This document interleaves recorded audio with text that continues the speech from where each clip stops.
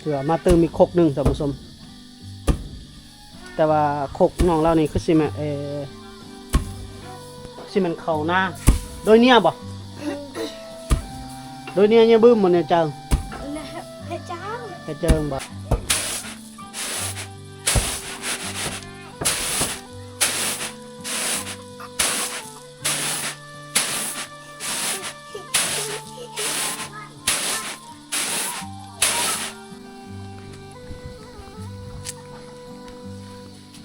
น้องเรากับพาหมูเราไปนะคนหนึ่งเนาะทาง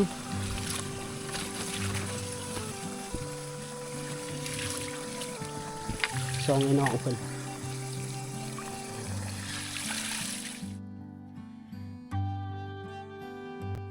สบายดีท่านผู้ชมทั้งภายในและต่างประเทศเด้อพอๆกับบ่จอยเส้นเก่าเส้นเคยท่านผู้ชมยินดีต้อนรับเข้าสู่ช่องบ่จอยพาเที่ยวพาเลาะชนบทท่านผู้ชมมื้อนี้สิพาท่านผู้ชมเข้าไปชมวิถีชีวิตความเป็นอยู่ของหมู่บ้านกลางป่าอีกหมู่บ้านหนึ่งเด้อท่านผู้ชมเนาะบ่มีไฟฟ้าคือกันหมู่บ้านนี้กันเนาะไปชมวิถีชีวิตความเป็นอยู่ของเขาเจ้านะท่านผู้ชมเนาะเพิ่นใช้ชีวิตกันแบบใดเขตนี้เนาะท่านผู้ชมเนาะโอเคเดินทางเลยเนาะเส้นทางเฮาก็ทางแดงมีแต่ภูเขาทั้งโอ้ธรรมชาติบ้านเขาเจ้าท่านผู้ชมภูเขาผมก็หน่วยเป็นหน่วยเขตนี้ติดกับชายแดนลาวเวียดนามเลยท่านผู้ชมเนาะอีกด่านหนึ่งเป็นด่านน้อยเส้นทางก่อนสิเข้าไปนี่ยังมันมีไฟฟ้าอยู่แต่ว่าบัดเข้าไปในหมู่บ้านเขาเจ้าหันบ่มีไฟฟ้า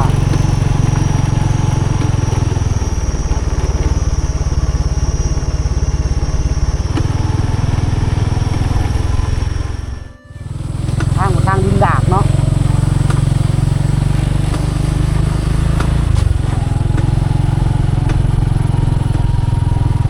โอ้มันมื่นได้โอ้ยหาหลุดลงยางถ่ายมันสะบัดหลุดเอาเนี่ย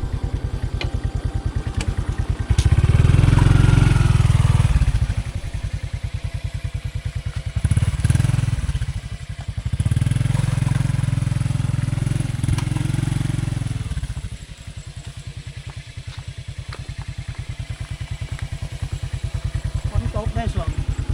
ทางกันยากเลยทางดินดา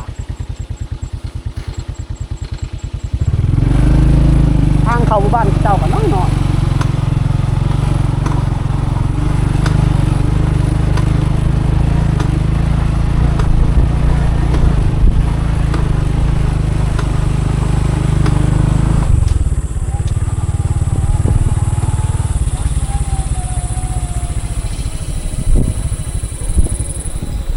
บริษัท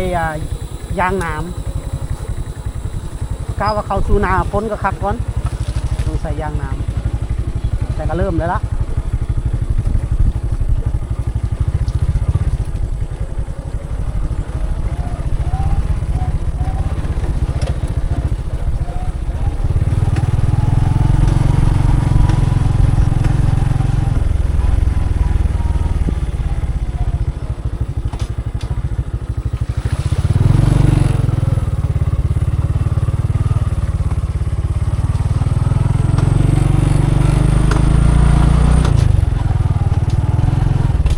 เขาหมู่บ้านก็เจ้าน้อยๆนั่นประมาณล้มรถไถคันหนึ่ง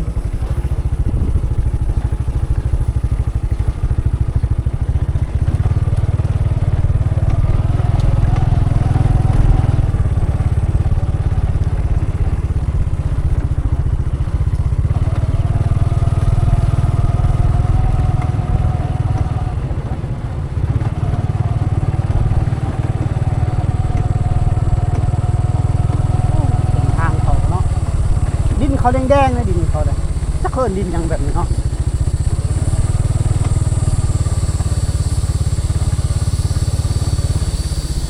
กินเนาะกินยังกิน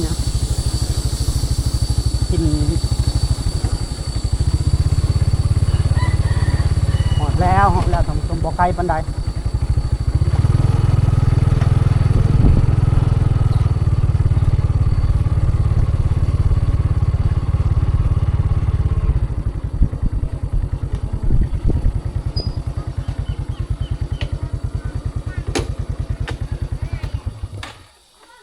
านเขาเจ้าแล้วท่านผู้ชมโอ้เขาหอดก็ ยินเสียงเป็นตำเข่าเนาะ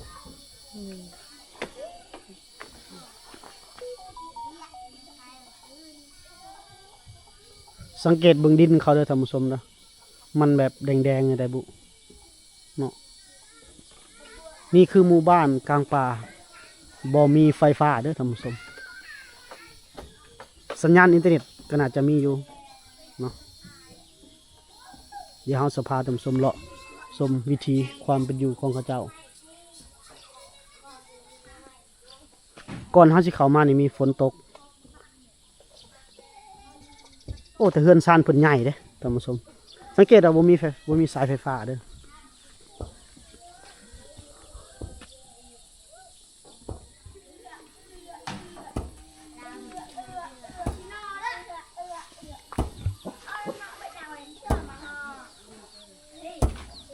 โอ้ตำเข่าเนาะ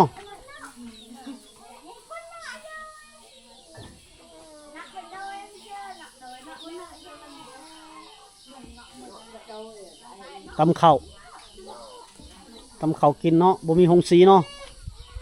หงสีเนาะเอาตำให้เพิ่นเบิ่ง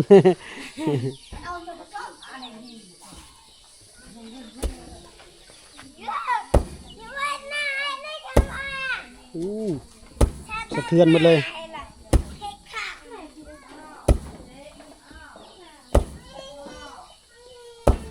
ผู้ยิ่งได้ตำเข่าส่วนหลาย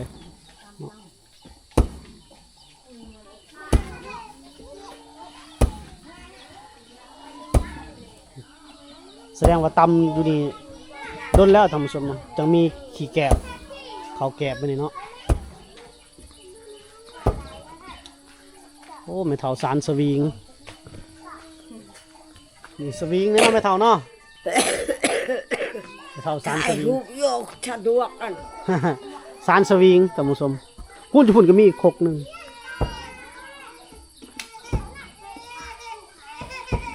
คุณไปเบิ่งของโอ้ตัวเราต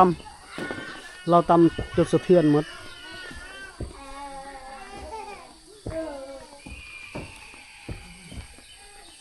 ตำคก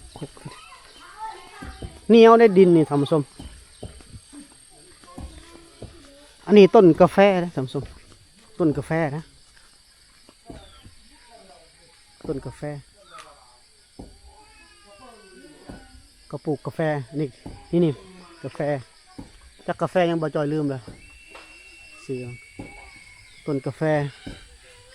ปลูกกาแฟขายว้าตัวเบิ่งมังหนัด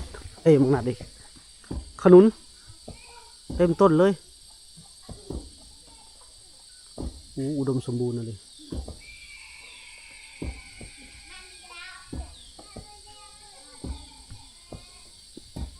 ปลาตัวเหือนเราก็เนาะ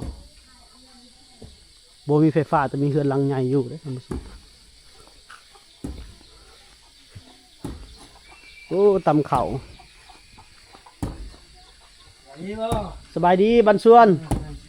บ่ได้ไปปลูกข้าวบ่ยังฮื้อบ่แล้วพอเพิ่นนะมัน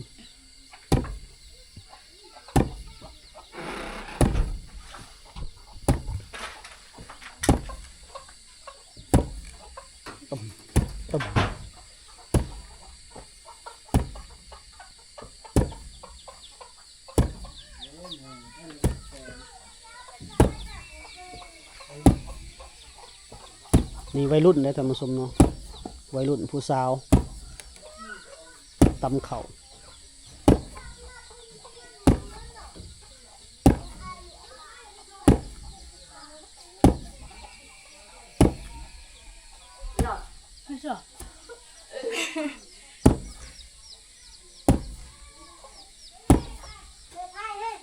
ดูนึงบ่ตำนี่ดูนึงบ่กลอกนะดูนึง ลูกอยู่น้อย บ่เว้าภาษาลาวบ่เป็นได้ทุกคนทำซ้ำมาถามว่าโดนตำโดนหรือบ่จอยเองก็เว้าบ่ค่อยพอแต่ได้ว่าซั่นซะบ่เก่งแต่ฟังเพิ่นเว้านี่เข้าใจ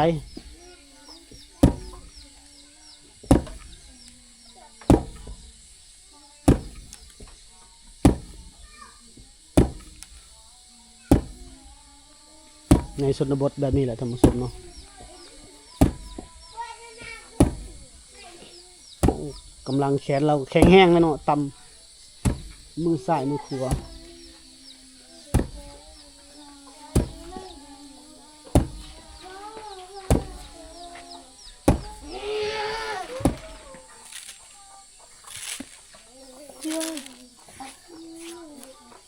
บ่จอยว่าเราตำอาจจะแล้วไปท่านผู้ชม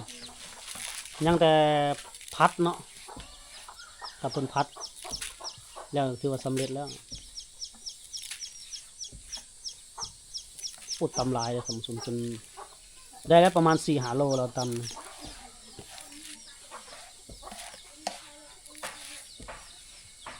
อุ้มบ่ ก็เลือกอุ้ม แล้วอุ้มอ๋อหน้าอุ้มนะ แกว่าก็เลือกนึก เพิ่นว่าตำสำนีแล้วเห็นบ่พอแล้วเมื่อยบ่ได้พัดเพิ่นว่าเราบ่ได้พัดได้หรอวะปะไว้ให้แม่หรือว่าเซาเมื่อยก่อนเซาเมื่อยคักๆยังมานั่งจังมายืนพัดอีกเทื่อนึงนี่ก็คือวิธีความเป็นอยู่ของเพิ่นท่านผู้ชมเนาะเฮาเห็นเขามาเลยเห็นตำเขาตลอดตามชนบทเบิ่งเฮาสิได้เห็นหยังแน่นอนในหมู่บ้านเขาเจ้านี่อันนี้เขามาตามชาวบ้านเพิ่นบอกเลยเพิ่นว่าเจ้าไปถ่ายทำบ้านนั่นบ้านนี้แน่นี่บ้านนั่นบ้านนี้เพิ่นว่าเขามาตามเสียงเพิ่นเรียกห้องเนาะคนนี่น่าจะอยู่ให้อยู่สวนหมดท่านผู้ชมจังว่าบ่ค่อยเห็นคนอันนี้มันต้นกาแฟเด้อท่านผู้ชมแคมเพิ่นนี่ต้นกาแฟหมดต้นกาแฟหมดท่านผู้ชมปลูกกาแฟเก็บขาย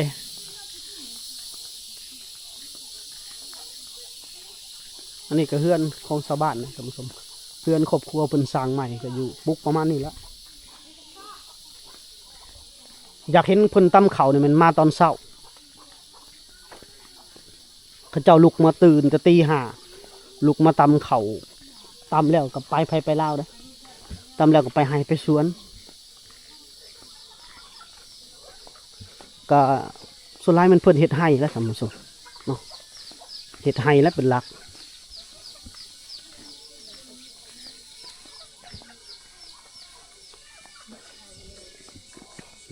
เริ่มมาจะไห้แล้ว3-4 โมงก็เริ่มมาแล้วแต่ไห้แต่สวน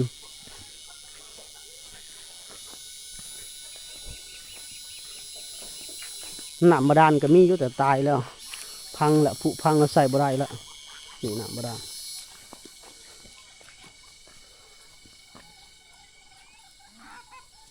สะแลบบ่ช่วยบังบื้นบ่และนี่โอ้หาหน่อไม้ท่านผู้ชมมึงเด้อหน่อไม้หุ่นไห้เนาะมียังหน่อไม้อีตังสะไรเรียจังสิ บักบอบ างบ่บ่เคิน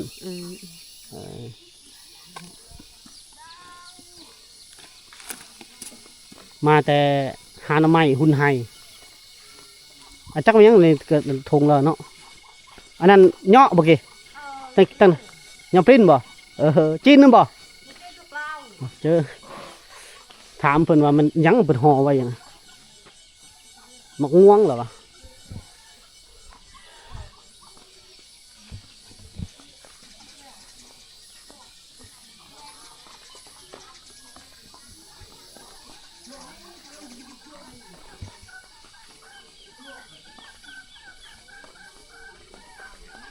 น้ำบาดาลนี่พังผุพังเลยเขาอยากหัวเพิ่นไปเอาน้ำไปใส่กินแต่ต้องรอให้คำก็ดีกันมั้ยประมาณแรงๆบ่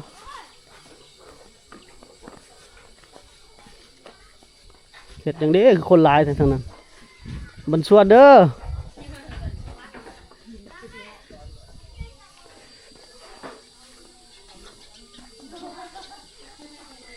คนหลายแต่ว่าจักเพิ่นอยู่เทิงเฮือนเพิ่นโอ้ย่างนี่ติดรองเท้าติดอันนั้นหมดแหละดินเนี่ยดินอันนี้ดินเหนียว กระต๊อบนี่ก็หลังบ่ใหญ่ท่านผู้ชมสงสัยจะเป็นเฮือนนอนของวัยรุ่นเอ้าเจ้าถิ่นนี่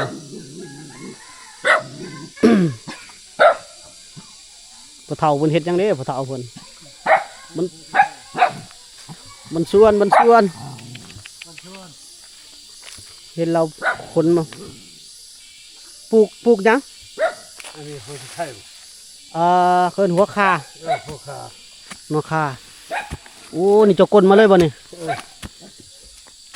ปลูกไว้กินเองเนาะหรือว่าเอาไปขาย เห็น กินเนาะต้นกาแฟได้เนาะต้นนี้เนาะเคินต้นกาแฟหยัง เห็นกัดหมอก าติมอ อืม โอ้นี่กาแฟกาติมอเนาะตัวกกใหญ่ๆเด้ ตัวใหญ่ไฟมิก เฟมิดเนาะโดยนี่เนาะต้นคาเพื่อไปปลูก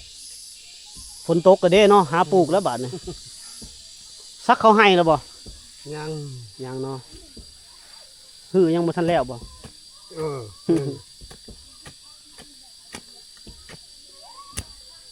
ดินนี่ปลูกยังก็งามเนาะดินถึงเจ้าเนาะ มันแดง ดินแดงปลูกก็งามหมดได้ปลูกนะบ่ใส่ปุ๋ยใส่ฝุ่นเลยเนาะกาแฟนี่ก็ใส่บ่ฝุ่น กาแฟโอ้กาแฟนี่ใช้กาแฟนี่บริใช้แล้ว โอ้มันมีพันธุ์ที่พันธุ์ตัวหนึงแล้วใส่พันธุ์ตัวหนึงแล้วบ่ใส่เนาะกาแฟติมอร์นี่ก็ใส่เนาะ ใช้นะ กาแฟมิดแล้วบ่ใส่บ่ หมดแล้วเด้เราดูเก็บเกี่ยวมากาแฟเนาะหมดแล้วพอใหญ่เพิ่นปลูกกาแฟไอ้ปลูกโอ้เอาใส่เป็นหมดต้นเลยโอ้ก็ยังจะงามอยู่ปลูกใต้ต้นนั่นนี่ต้นจำปามันก็ยังงามอยู่แต่เราปลูกในนอกๆมันจะดีกว่าบ้านนี่เคินบ้านเนี่ยง บางตะเลีย บ้านตะเลียจักหลังคาเฮือนพระเฒ่า 17 17หลังคาเฮือนเนาะบ่มีไฟฟ้าเนาะ บ่มี เถื่อมาเติมอีกคกหนึงท่านผู้ชมแต่ว่าคกน้องเรานี่คือสิแม่สิแม่นเข้าหน้าโดยเนี่ยบ่โดยเนี่ยบึ้มมันเนี่ยจัง ให้เจ้า แค่เจิงบ่มีเข้าหน้าเราซื้อได้ท่านผู้ชมเนาะใส่ล้นเลย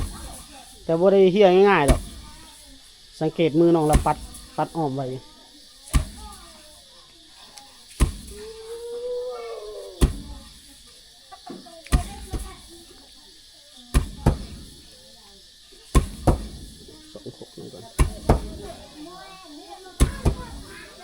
ซ้ำนี่ก็ตำเขาเป็นแล้วซ้ำนี่ก็ท่านผู้ชมเฮียนกำลังเฮียนว่าซั่นซะแต่ประมาณใดประมาณนั้นเขาก็จะสิเป็นเมิดต้องฝึก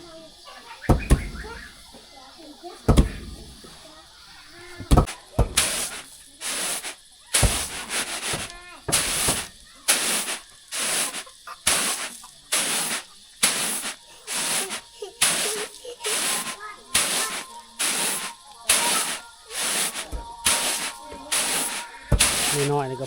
พัดเข่าก็เป็นอะไรได้ท่านผู้ชมเลยหลังจากน้องเพิ่นตำเข่าแล้วก็สิไปตักน้ำได้ท่านผู้ชมเนาะตักน้ำกินเฮาก็สิพาท่านผู้ชมไปเบิ่งบ่อน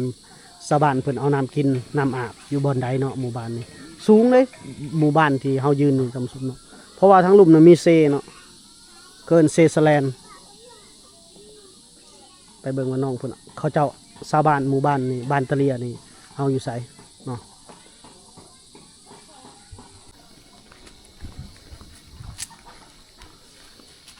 น้องเรากับพาหมูเราไปนะคนหนึ่งเนาะอยากออกมาส่วนบ้านละท่านผู้ชมโอ้น่าจะไกลเนาะแถวนี้มีแต่ต้นหมากกาแฟทั้งหมดท่านผู้ชม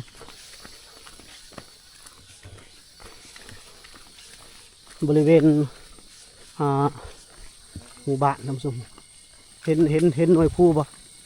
เดี๋ยวป้าจอยจะซูมให้เบิ่งกันนะหน่วยผู้เป็นลูก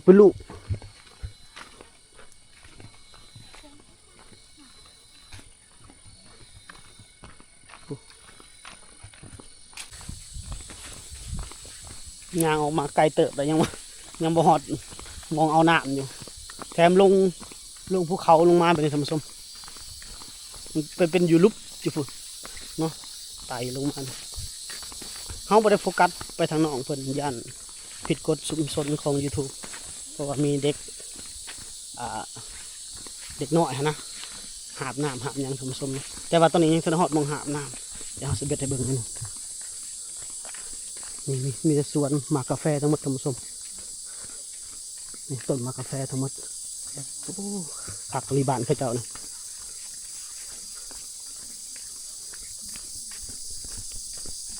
พุ่นเป็นภูเลยเป็นภูเขาเลยเป็นหน่วยเลยสมมติเป็นลูกให้น้องๆเพิ่นอยู่ใกล้บ่อจอยนะท่านผู้ชมเนาะทุ่งนาได้ท่านผู้ชมเว้ยลงมาในทุ่งนาเลยพุ่นน้องมันยังพุ่นละอาจจะบอนพุ่นละหัวทีนบ่อนเอาน้ำกินนี่เบิ่งทางลงนี่โอ้มื่นตัวนี่โอ้มีลมแล้วแบบนี้เสียว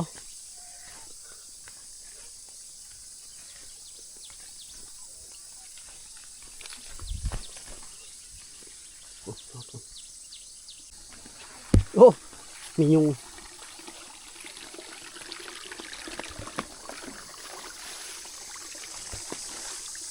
บรรยากาศดีขนาดเนาะนาข้าเจ้า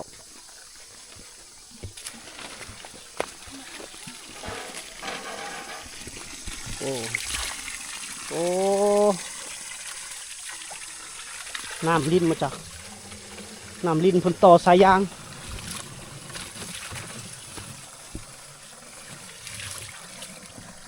ซองไอ้น้องเพิ่น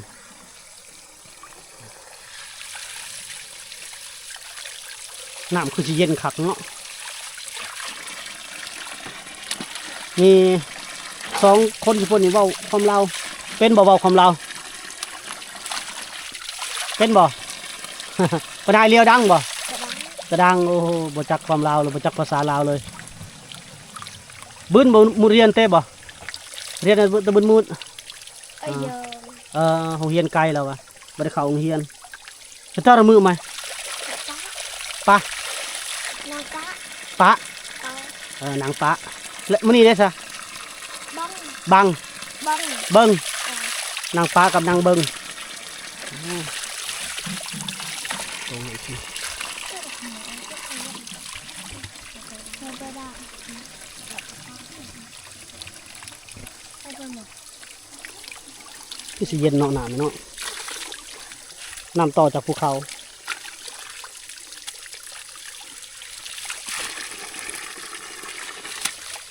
โอ้อาบได้บ่ถากกันเด้อมันปล่อยย่วงบ่ย่วงบ่ หลังจากในน้องก็อาบน้ำแล้วมันท่านผู้ชมเราตำเข่าแล้วเด้คันคายเด้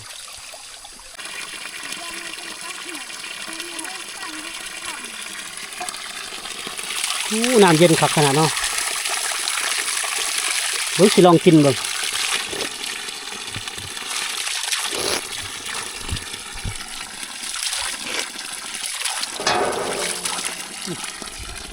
แซ่บเจือ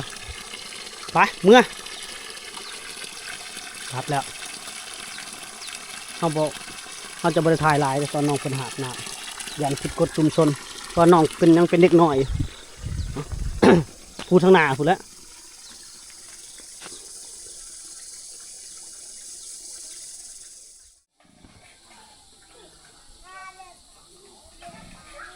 หอดเหือนแล้วตัวหอบหนึ่งเลย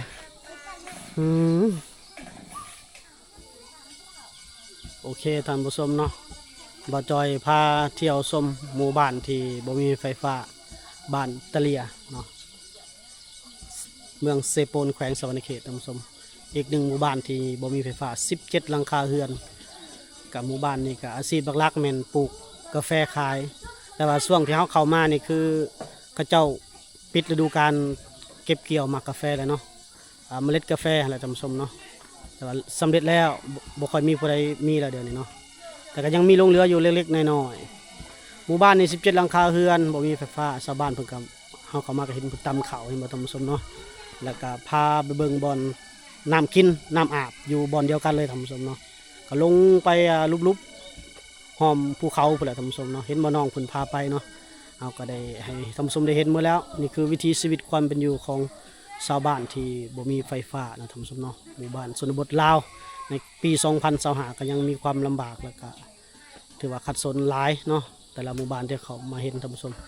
ก็ฝากติดตามกดไลค์กดแชร์ให้กำลังใจบ่าวจอยพาเที่ยวได้เด้อท่านผู้ชมเนาะมื้อหน้าเฮาสิไปบ้านใดเที่ยวเมืองใดเขตใดก็ติดตามไปตลอดเด้อเพราะว่าอันนี้เป็นช่องใหม่เฮาจะเริ่มไปแต่ละบ้านแต่ละบ้านแต่ละบ้านแต่ละเมืองแต่ละแขวงเนาะก็ค่อยๆขึ้นไปทีละสเต็ปทีละสเต็ปเป้าหมายมันทั่วประเทศลาวพุ่นแหละท่านผู้ชมเนาะโอเคพบกันใหม่ใน EP หน้าสำหรับ EP นี้สบายดี